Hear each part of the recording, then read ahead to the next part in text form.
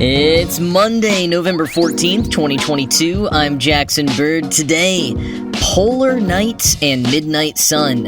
What's it like living in a place that stays absolutely pitch black for 2.5 months? And what can we learn from the people who live there? Plus, a new emergency alert system in the US to let you know when an earthquake is nearby. And Mountain Dew's latest holiday-themed flavor, which oddly enough is kind of a combination of the first two segments today. Here's some cool stuff for your ride home. If you're already mourning the end of daylight saving time and dreading the ever shorter, colder, darker days ahead, just be glad you don't live in Svalbard. The cluster of islands up near the North Pole just entered polar night. For the next 2.5 months, it will be pitch black 24 hours a day. Except the residents of Svalbard and other Arctic regions that experience limited daylight in the winter months might actually be better adjusted mentally and emotionally than those of us in more temperate climates. Claire Murashima recently wrote a piece about polar night for NPR's Morning Edition, and in particular profiled Cecilia Blomdahl, a Swedish native who has been living in Longyearbyen, the world's northernmost town, for years, and shares her experiences on YouTube and TikTok. And Blomdahl's videos are super interesting. She shares fascinating facts about her town, like how if you're having a baby, you have to travel to the mainland a month ahead of your due date because no hospitals on the island are equipped to deliver babies, and peeks into her everyday life that seem extraordinary to the rest of us, like when she had to give her dog a bath after he rolled in polar bear poop, and she casually says, "We knew right away it was polar bear poop and not reindeer poop." As if reindeer poop is so much more normal and expected, which for people in Svalbard it is. Reindeers and polar bears are both common there. Polar bears are common enough of a threat that most people take guns with them whenever they leave their house as protection. Gun control still seems pretty strict though. Blomdahl in another video shows how there's a person at the grocery store that you check your gun with while you shop and then you pick it up again when you leave. But anyways, right now all eyes are on Blomdahl's videos as Svalbard enters polar night. As Blomdahl and NPR's Murashima explains, the 24/7 pitch black period lasts for 2.5 months, but the full polar night period is technically 4 months long because it is bookended by what is sometimes called civil twilight. And during civil twilight, you get a bit of sun during sunset and sunrise, which last for 4 hours long and are apparently absolutely beautiful. When civil twilight first starts at the end of summer, you get these epic pastel sunsets in pinks and yellows. And then as autumn winds down into winter, they become more blue. Blomdahl's videos show the strikingly royal blue skies during this period of time. And this 4 months of polar night, of course, means that the opposite happens in the summer months. The 4 months of constant daylight is called polar day, or midnight sun. That's right, it's not just a Twilight book, it is a real phenomenon. And I honestly don't know which would be more disorienting for me personally, the sun never going down or never coming out. For some reason, as much as I love long, sunny days, I think the permanent sun would be harder for me. I know that blackout curtains exist, but I feel like the constant sun would really affect my ability to sleep. And that apparently tracks. Murashima spoke with researcher Carrie Leibowitz, who said that the constant daylight can be harder on the body than pure darkness. Leibowitz first began studying the emotional well-being of people living in far northern towns as part of her Fulbright scholarship at the University of Tromsø. And the first thing that stood out to her was that many of these populations actually have relatively low rates of seasonal depression. Leibowitz told NPR, quote, "I started realizing how much I had brought my own American conception of winter into this research study. I just sort of assumed that the polar night would be miserable and would be a time that was really hard for people. But when I talked to people in Norway about it, they really liked the polar night." End quote. And that's certainly consistent with Blomdahl's videos, in which she is positively giddy about the onset of polar night, and regularly responds to comments confirming that she really does love it. Leibowitz explains, quoting NPR, "The focus is more on anticipating the polar night and all of the wintertime activities that it brings, rather than on preparing for the lack of light." End quote. Those wintertime activities and the intentionally slowed down lifestyle is referred to as kusli, the Norwegian answer to the Danish hygge. Leibowitz describes it as a time of lots of candles, soft lighting, cozy blankets, sitting around the fire, drinking warm beverages, and gathering in calm and peaceful ways. Blomdahl notes that her town really gets into the spirit of things with lights and decorations looking just like a Hallmark movie. The idea of anticipating the long winter nights and focusing on the fun and different things that you get to do during that time is part of why I personally love celebrating holidays so much. I grew up in a place where the weather barely changed each season, and daylight saving time didn't make too much of a dent in our day-to-day experiences. Living in Amsterdam and then New York City as an adult, it was a jolt to my system, seeing the skies darken at 4 p.m. Trudging through the dark and cold for so many months on end was initially tough for me. But over the years, I've come to appreciate the different activities and marvels that can only happen this time of year, in this weather. And having those things to look forward to, certain rituals, holiday celebrations, food, music, whatever it is, really helps take the edge off of any seasonal depression that might creep in. That is the whole point of these holidays, no matter what religion, after all. These midwinter celebrations were all meant to give people something to look forward to in the long, hard, dark, cold winter months. Hilda Fallenstrom, a climate data specialist, told NPR, quote, "I think the fact that if you look at the darkness as a limiting thing, well, then you're going to get limited by it. But if you see it as an opportunity to experience something else, to me, it's easier to find the beauty in the darkness." Strom also said, quote, "This darkness is complete, so you have to sort of live with that, and you have to see the beauty in that. And to me, that's not hard at all. I kind of feel even more immersed by nature when I walk out into the darkness." End quote. And apparently, working to feel better during these months won't just help you during these months, but maybe throughout the year in general. Leibowitz told NPR, "People who had a positive winter mindset were also more likely to have high life satisfaction, experience more positive emotions, be psychologically flourishing, and sort of pursue the kinds of challenges that lead to personal growth." End quote. But of course, I know I can't just say, "Hey, change your perspective, man," because depression is real, and the whole point is that it's often sort of irrational, that you feel it even when all sense says that you should be happy.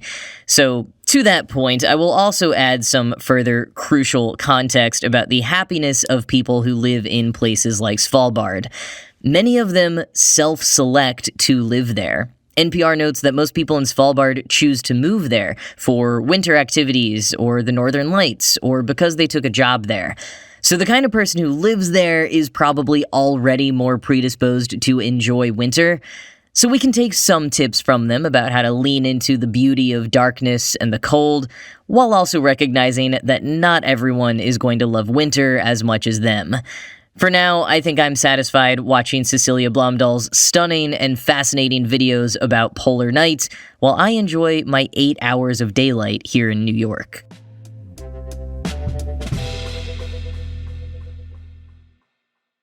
From Arctic winters to American earthquakes, there is now an earthquake early warning system to let you know when you are about to experience an earthquake. So, crucially, this is not an earthquake prediction app. This is a system developed over a period of 2 decades by the U.S. Geological Survey that sends you a message when an earthquake has already begun and is about to hit your location. At the end of October, the system, called Shake Alert, successfully notified 2.2 million people that an earthquake was imminent. And on average, people had about 19 seconds of warning. Now, that doesn't sound like much, but it can be enough to get you to safety. Or, as Jeffrey Fowler, writing in the Washington Post, said when he experienced the alert, at least mentally prepare yourself. Now, not having ever experienced an earthquake myself, I had never really thought about whether or not this kind of technology exists, and apparently it is a bit more of a technological marvel than you might think. One of the keys to developing Shake Alert, according to operations staffer Dave Crocker, who spoke to the Washington Post, is our smartphones and the fact that they always know our location.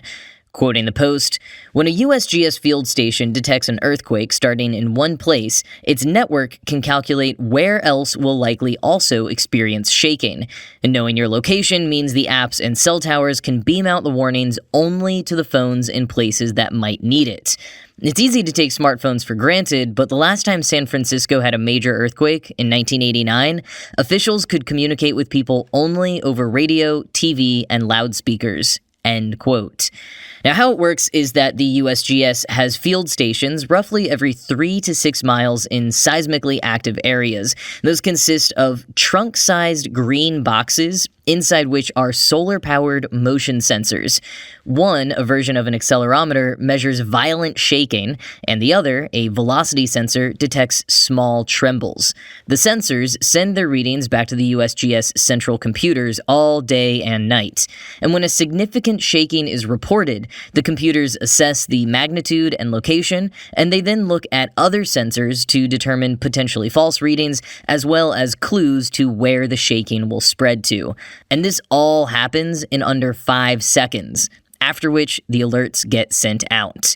Quoting the Post, the system is effective because long-range earthquake waves travel through rock relatively slowly. Speeds can be as low as 1.9 miles per second. That's why the farther you are from the epicenter, the more warning you'll receive. End quote. Now, as for how to get the alerts, the USGS is currently working with partners to send the alerts out. They are already baked into Android's latest operating system, so if you have an Android phone, you will automatically receive these alerts. Hopefully that means they'll one day get added to iPhones, though for now Apple says they currently have no plans to do so. So until then, you do need to download one of 2 approved apps that Shake Alert works with. I will put a link to Shake Alert's website in the show notes so you can read more about how to use it on iPhones and other non-Android devices. The Post points out as well that earthquakes of a magnitude of 5 or higher do get sent out to all phones, like other government emergency alerts, so as long as you have those enabled on your device, you will receive them. In the future, they hope Shake Alerts will go straight to internet-connected speakers, smoke alarms, and more, even notifying trains and elevators so they know to slow down and stop. All that said, Crocker acknowledges the remaining shortcomings even of this advanced tech, telling the Post, quote, "The Earth never reveals all her secrets. We still have earthquakes in places we're not sure they're going to happen." End quote. And for my fellow earthquake noobs, there is apparently updated guidance on seeking protection. Standing under a doorway is out. Now, emergency officials recommend dropping down and grabbing onto something solid, like a wall, and covering your head to protect it from anything that falls. And with 20 extra seconds to prepare thanks to Shake Alerts, hopefully more and more people will be able to get into that position and stay safe.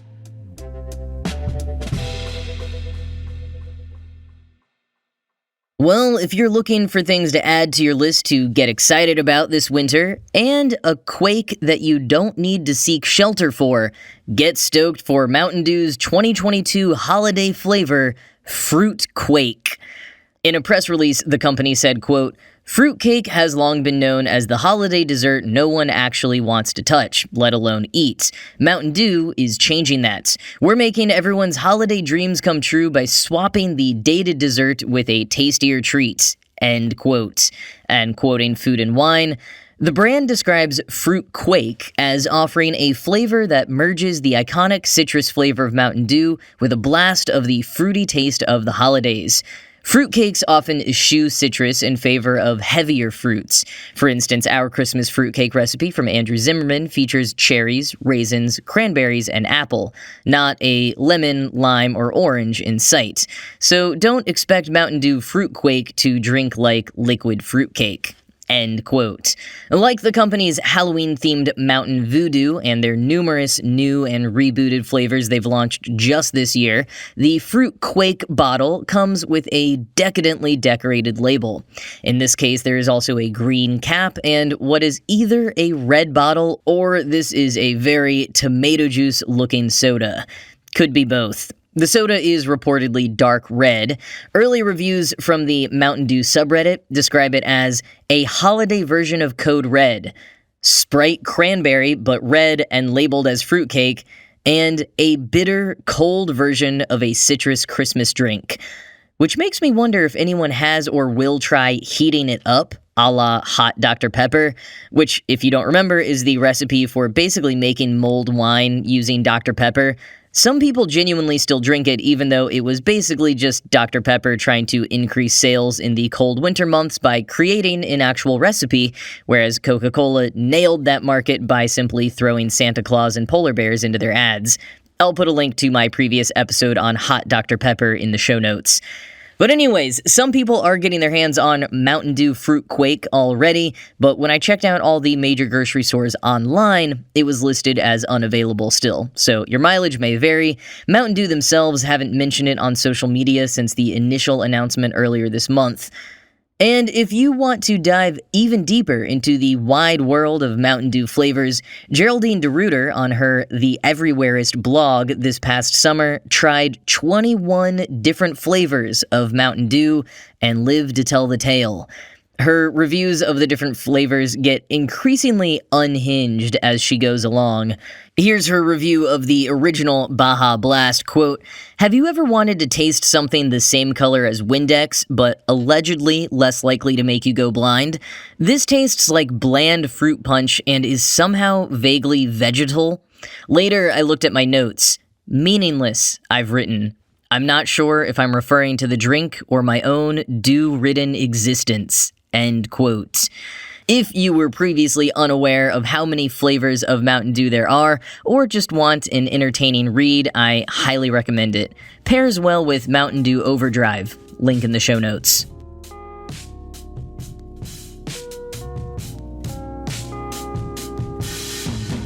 I might give a bit more information and context for this tomorrow, but just a quick update that as of recording, NASA's Artemis 1 launch attempt is still a go for Wednesday, November 16th at 1:04 a.m. Eastern Time, with weather currently assessed at 90% favorable. So that's basically late Tuesday night for all of you Americans listening. And honestly, so far it is sounding like the best odds the rocket and spaceship have had yet, but, knock on wood.